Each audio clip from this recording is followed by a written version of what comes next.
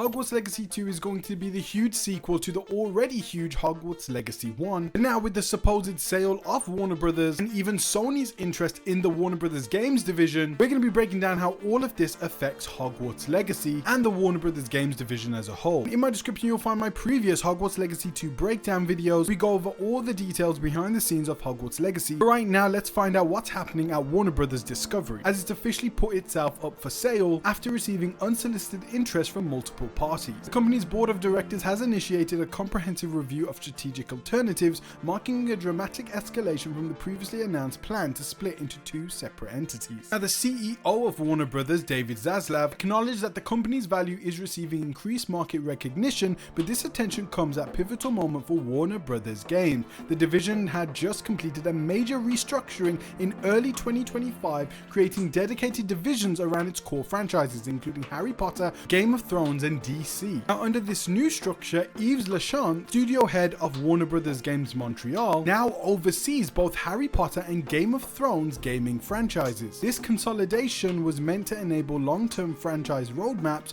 but a corporate sale could disrupt these carefully laid plans before they fully materialize. So now let's look at the potential buyers and their gaming track record, as two major players have emerged as potential acquirers, each bringing different implications for Hogwarts Legacy 2. Now, the first one is Netflix, as they have hired an investment banker, Moelis & Co, to explore a bid for Warner Brothers Discovery. While Netflix has invested in gaming in recent years, its efforts have struggled to gain significant traction in the industry, and Netflix acquisition raises critical questions like, would Warner Brothers Games be folded into Netflix games, which I absolutely hope it doesn't? How would a streaming focused company handle major AAA game development? And could Netflix's mobile first gaming strategy clash with console and PC focus of Hogwarts Legacy? There's also Paramount, who have made 3 bids already and all have been rejected by Warner Brothers. However, if they are successful in their purchase of Warner Brothers, well, they already have a gaming division called Paramount Game Studios, which already create video games based on their IP, as Paramount Game Studios is currently working with Saber Interactive to create an Avatar: The Last Airbender RPG game. And I also have a full breakdown of that game on this channel, which I'll leave in the description and pinned comment section below. And following the merger between Skydance and Paramount, in where Skydance acquired Paramount, they also brought over their own gaming studios. We currently have Marvel 1943 Rise of Hydra in production. So if Paramount were to buy Warner Brothers Games, it would most likely unify all 3 games division together: Paramount Games division, Skydance Games, and also Warner Brothers Games. And it's likely Hogwarts Legacy 2 will continue on its track as originally intended. And it does seem that Paramount has a good grasp on the gaming sector to hopefully then utilize Warner Brothers IP, hopefully better than Warner Brothers ever did if they were to acquire them. Now, of course, Sony is also interested in the Warner Brothers Games division, as according to reports, Sony is specifically interested in Warner Brothers Discovery streaming studio and gaming asset. Provided they're separated from the company's struggling cable network, Sony's advantages for Hogwarts Legacy 2 is that they already have a proven track record with PlayStation Studios,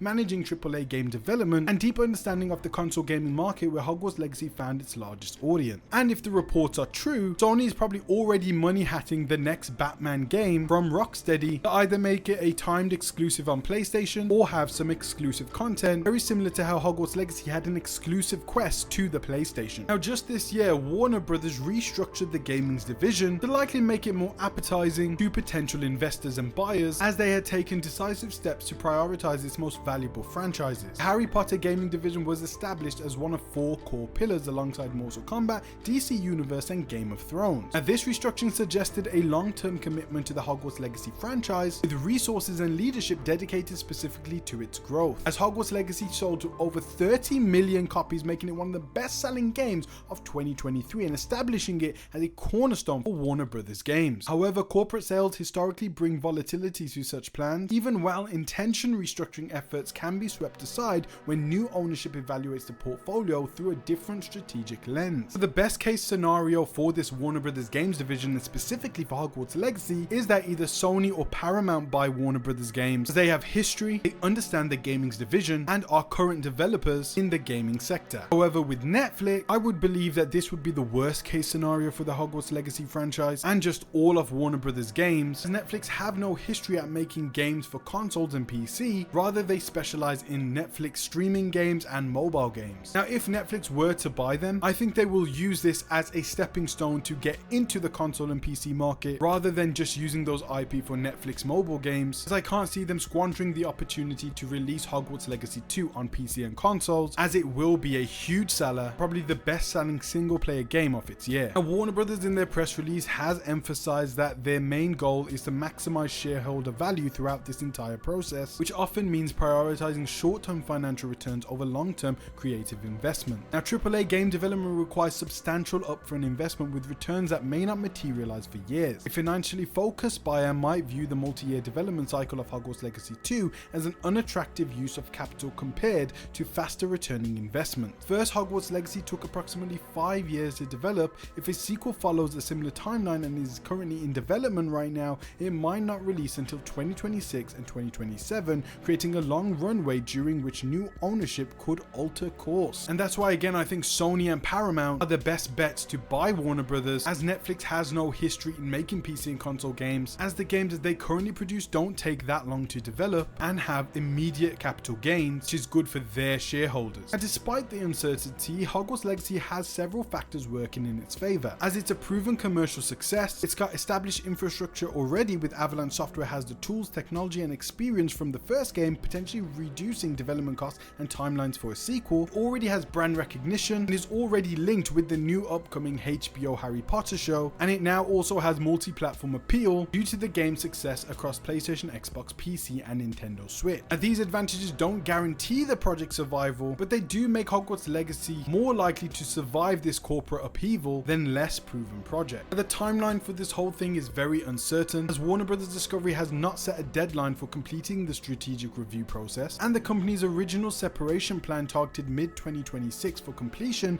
but an outright sale could happen on a different timeline. And it does seem Paramount is really going at it to really try and buy Warner Brothers, as they've already made 3 bids. Now, this uncertainty makes it impossible to predict when clarity will emerge about Hogwarts Legacy 2's fate. Developers at Avalanche Software may be working on the game while corporate executives negotiate deals that could fundamentally alter their project's future. Game development in this environment becomes extraordinarily challenging, as teams must balance making progress on their work while knowing that new ownership could demand significant changes or halt the project entirely. And there was a point where the Warner Brothers executive did want to make this game a live service game. Thankfully, they then scrapped that idea and let the developers continue to make the game that they wanted to make. But now, with another corporation being able to buy Warner Brothers and then being in control, who knows what plans they would have. But from a broader industry context, this situation reflects broader instability in the gaming industry. Following a period of aggressive expansion and acquisitions,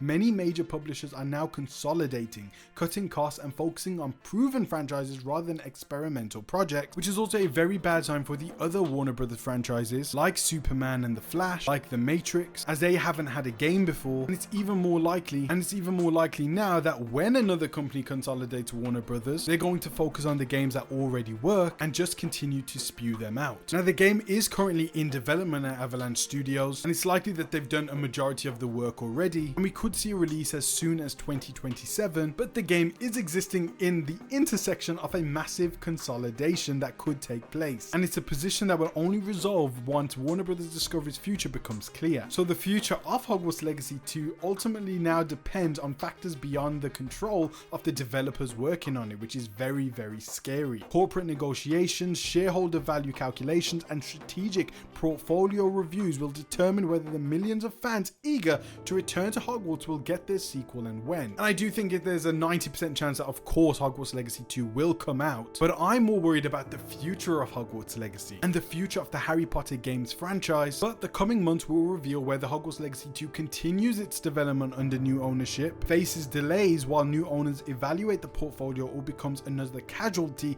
of corporate consolidation. And the gaming community's hope is that whoever ultimately controls Warner Brothers games will recognize the franchise's value and allow Avalanche Software to continue building on the foundation established by the first game's remarkable success. And it seems we already went through one hurdle where they tried to make it a live service. We got over that, and they're now making the game that they want. Things have just become very unclear, and I hope we get some stability and clarity very, very soon. And guys, I wanted to announce the Witch Hunt collection, which is going to be the first collection that will be available on the Balboa Club store when it launches. This specific collection is inspired by the Witcher series and the dark fantasy genre. This is a brand that I've really wanted to make for a long time. I didn't just want to make merch, but I wanted to make something special. Something that mixes the really cool designs of the wrestling world with the things that we love the most, video games. And of course, the first design had to be inspired by my favorite game of all time, The Witcher 3. So this is something special that I've created for you. I want you to join the club, and I will announce when the store is about to launch through this channel. Now we're even going to TikTok and Instagram. Thank you guys so much for watching. Peace out, God bless, and join the Balboa Club today.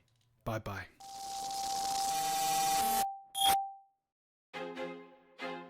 I feel like I'm losing my mind. Is everybody in the world blind? Please, Lord, give me a sign, a sign.